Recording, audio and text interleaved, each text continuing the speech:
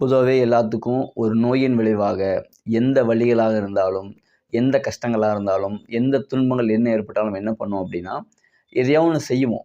ஒண்ணு ஒரு மருத்துவத்த நாடுவோம், இல்ல ஏதோ ஒரு நபர நாடுவோம், இல்ல நமக்குள்ளேயே ஏதோ ஒரு சிந்தனை செய்வோம், இல்ல ஏதோ ஒரு யோசனைகளுக்குள்ள போவோம்.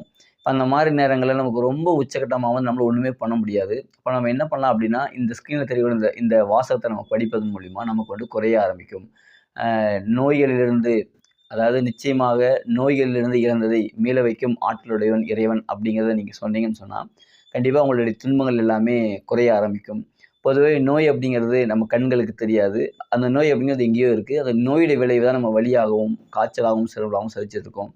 பொதுவாவே மருத்துவர்கள் என்ன சொன்னாங்க அப்படின்னா, எந்த ஒரு நோயும் குணமாக்க முடியாதுன்னு சொல்லுவாங்க. ஏன் அப்படி சொல்லுவாங்கன்னா, அவங்க என்ன பண்ணுவாங்கன்னா, இந்த உடம்புக்கு உயிர் இருக்குது அப்படிங்கிறத அவங்க மறந்துட்டாங்க. அவங்க உடம்ப எப்படி பார்க்குறாங்க அப்படின்னு சொன்னா, ஒரு உயிரற்ற பொருளா பார்க்க ஆரம்பிச்சுட்டாங்க.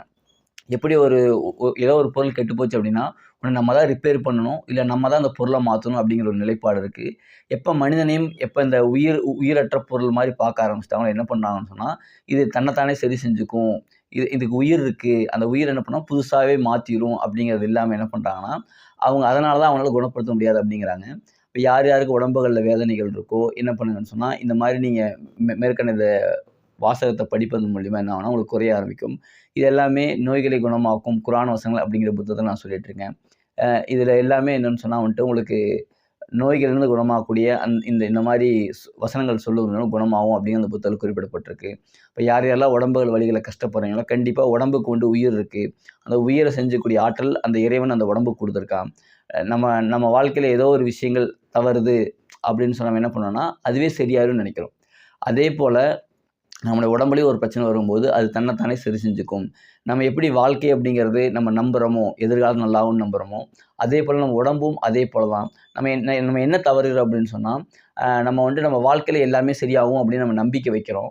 ஆனா, அதே சமயம் நம்முடைய உடம்பு அப்படிங்கிறத நம்ம என்ன பண்றோம் அப்படின்னா, அப்படி நம்புறது கிடையாது. ஏன் அப்படின்னா, நம்முடைய சுற்றுச்சூழல் நம்மள அப்படி பயமுறுத்தி வச்சிருக்காங்க. இப்போ உடம்புக்கும் உயிர் இருக்கு. அந்த உடம்பை வந்து பாதுகாப்பவன் இறைவன் தான். அதேபோல எதிர்காலம் சிறப்பாக அமையும் அப்படின்னு நம்புறோம். அதையும் சரி செய்வன் இறைவன் தான். இப்ப யார் யாருக்கு உடம்புல துன்பங்கள் இருக்கோ, பொறுமையா இருந்தீங்கன்னு சொன்னா, ஒவ்வொருத்தருக்கும் அந்த துன்பங்கள்லருந்து வெளிய ஆரம்பிப்போம்.